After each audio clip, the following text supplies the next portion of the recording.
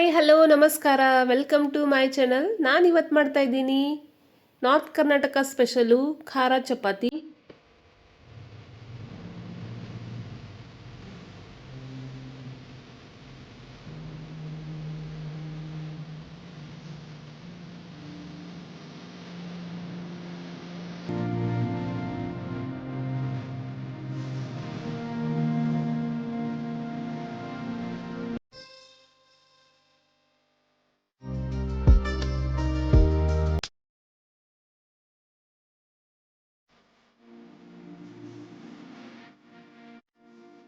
ಇದಕ್ಕೆ ಬೇಕಾಗುವಂಥ ಸಾಮಗ್ರಿ ನೋಡಿ, ಗೋಧಿ ಹಿಟ್ಟು ಬೇಕಾಗತ್ತೆ. ನಾನಿಲ್ಲಿ ಸ್ವಲ್ಪ ಸೊಪ್ಪುಗಳನ್ನು ಹಾಕಿದ್ದೀನಿ.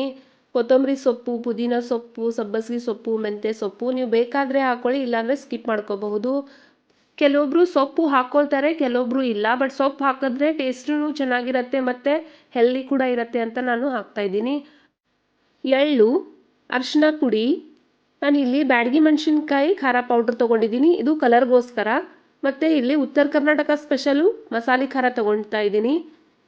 ಉಪ್ಪು, ಜೀರಿಗೆ, ಓಂಕಾಳು ಮತ್ತು ಸ್ವಲ್ಪ ಧನಿಯಾ ಪೌಡ್ರು. ಫಸ್ಟ್ಗೆ ನಾವು ಸೊಪ್ಪುಗಳನ್ನು ಸಣ್ಣದಾಗಿ ಕಟ್ ಮಾಡ್ಕೋಬೇಕಾಗತ್ತೆ. ಎಷ್ಟು ಸಣ್ಣದಾಗಿ ನಾವು ಕಟ್ ಮಾಡ್ತೀವಿ ಅಷ್ಟು ಚೆನ್ನಾಗಿರುತ್ತೆ.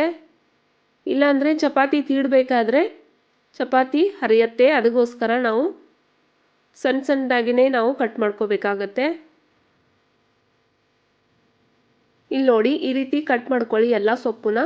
ಕೊತ್ತಂಬರಿ ಸೊಪ್ಪು ಬೇಕಾದರೆ ನೀವು ಪುದೀನ ಸೊಪ್ಪು ಕೂಡ ಹಾಕೋಬಹುದು,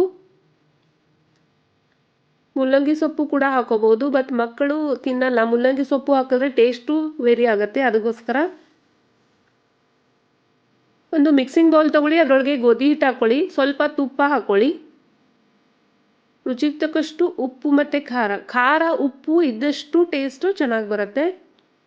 ನಾವು ಈ ಚಪಾತಿನ ಎಲ್ಲರೂ ಟ್ರಿಪ್ಪಿಗೆ ಹೋಗಬೇಕಾದ್ರೆ ಮಾಡ್ಕೊಂಡು ಹೋದ್ರೂ ಒಂದು 4-5 ದಿನದ ತನಕನೂ ಹಾಳಾಗಲ್ಲ, ಹಾಗೆ ಚೆನ್ನಾಗೇ ಇರುತ್ತೆ. ಚಹಾ ಜೊತೆನೂ ತಿನ್ಬೋದು, ಅದು ಕೂಡ ಟೇಸ್ಟು ಚೆನ್ನಾಗಿ ಬರುತ್ತೆ.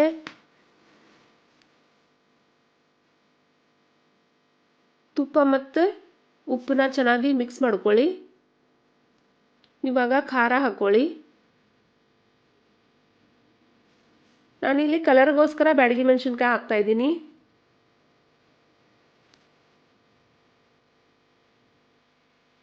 ಎಳ್ಳು, ಧನಿಯಾ ಪುಡಿ, ಜೀರಿಗೆ, ಅರಿಶಿನ,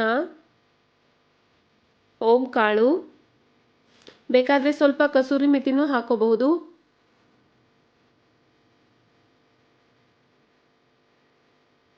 ನಾವು ಕಲಿಸ್ಬೇಕಾದ್ರೆ ಇಮ್ಮಿಡಿಯೇಟು ನೀರು ಹಾಕೋದು ಬೇಡ. ಯಾಕಂದರೆ ಇಮ್ಮಿಡಿಯೇಟಾಗಿ ನಾವು ನೀರು ಹಾಕಿದ್ರೆ ಏನಾಗತ್ತಂದರೆ ಸೊಪ್ಪು ಹಾಕಿರ್ತೀವಲ್ವ, ಸೊಪ್ಪು ಹಾಕಬೇಕಾದ್ರೆ ಆ ಸೊಪ್ಪು ನೀರು ಬಿಡುತ್ತೆ. ಅದಕ್ಕೋಸ್ಕರ ನಾವು ಇಮ್ಮಿಡಿಯೇಟಾಗಿ ಬೇರೆ ನೀರು ಹಾಕಿ ಕಲಿಸೋದು ಬೇಡ. ಆದಷ್ಟು ಗಟ್ಟಿಯಾಗಿ ನಾದ್ಕೊಳ್ಬೇಕಾಗತ್ತೆ.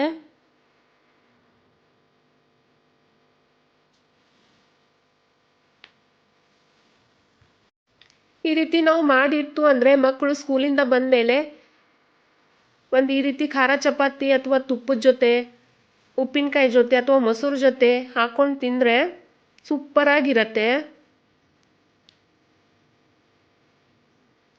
ಇಲ್ಲಾಂದರೆ ಬಾಕ್ಸ್ಗೆ ಕೂಡ ನಾವು ಕಟ್ಟಬಹುದು.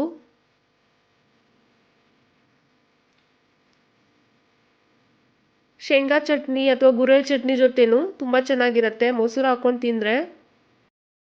ಈ ರೀತಿ ಮಿಕ್ಸ್ ಮಾಡ್ಕೊಂಡು ಆದಮೇಲೆ ನೀರು ಹಾಕ್ಕೊಂಡು ಕಲಿಸ್ಕೊಳ್ಳಿ. ಸ್ವಲ್ಪ ಸ್ವಲ್ಪನೇ ನೀರು ಹಾಕ್ಬಿಟ್ಟು ಗಟ್ಟಿಯಾಗಿ ಹಿಟ್ಟನ್ನು ಕಲಿಸ್ಕೊಳ್ಳಿ.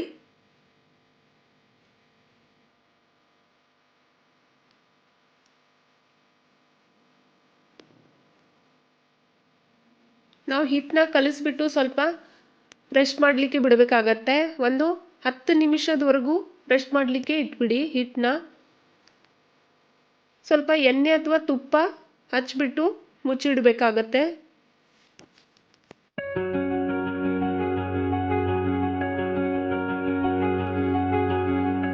ಇಷ್ಟು ಗಟ್ಟಿಯಾಗಿರಲಿ ಹಿಟ್ಟು.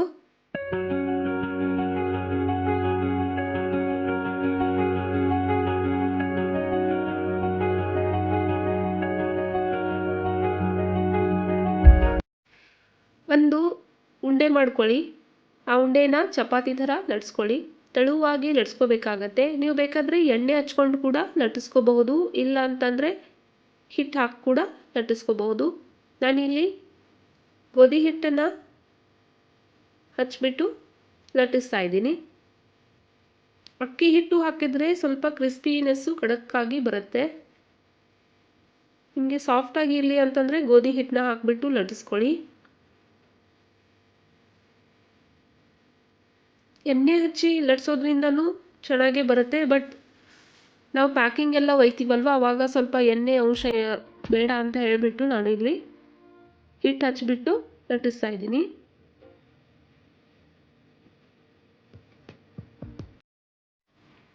ಸಾಧ್ಯ ಆದಷ್ಟು ತೆಳ್ಳಗೆ ಇರಲಿ.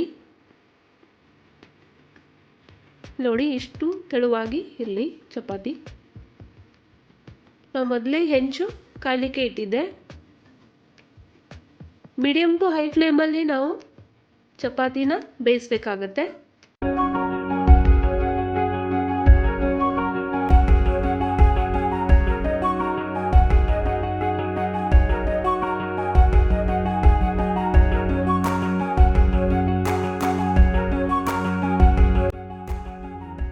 ನನ್ನ ಯೂಟ್ಯೂಬ್ ಚಾನಲ್ನ ಸಬ್ಸ್ಕ್ರೈಬ್ ಮಾಡಿಲ್ಲ ಅಂದರೆ ಸಬ್ಸ್ಕ್ರೈಬ್ ಮಾಡ್ಕೊಳ್ಳಿ.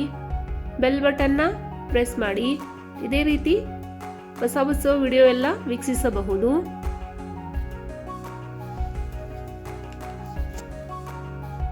ಸ್ವಲ್ಪ ಬೇಕಾದರೆ ಎಣ್ಣೆ ಹಚ್ಬಿಟ್ಟು ನೀವು ಬೇಯಿಸ್ಬೋದು ಚಪಾತಿನ. ತುಪ್ಪ ಹಾಕಿದ್ರೂ ಚೆನ್ನಾಗಿರುತ್ತೆ.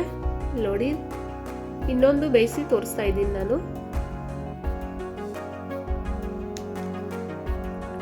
ನೀವು ಇಮಿಡಿಯೇಟ್ ಆಗಿ ತಿಂತಾ ಇದ್ರೆ ತುಪ್ಪ ಹಾಕಿ ಬೇಯಿಸ್ಕೊಂಡು ತಿನ್ನಿ, ಇಲ್ಲಾಂದ್ರೆ ಬೆಣ್ಣೆ ಹಾಕಿಬಿಟ್ಟು ಬೇಯಿಸಿದ್ರೂ ಚೆನ್ನಾಗಿರುತ್ತೆ. ಅದ್ರ ಜೊತೆ ಶೇಂಗಾ ಹಿಂಡಿ, ಉಪ್ಪಿನಕಾಯಿ ಇದ್ರೂ ಚೆನ್ನಾಗಿರುತ್ತೆ. ನನ್ನ ವಿಡಿಯೋ ಇಷ್ಟ ಆದಲ್ಲಿ ಶೇರ್ ಮಾಡಿ, ಲೈಕ್ ಮಾಡಿ. ನನ್ನ ವಿಡಿಯೋ ಪೂರ್ತಿಯಾಗಿ ನೋಡಿದ್ದಕ್ಕಾಗಿ ಧನ್ಯವಾದಗಳು.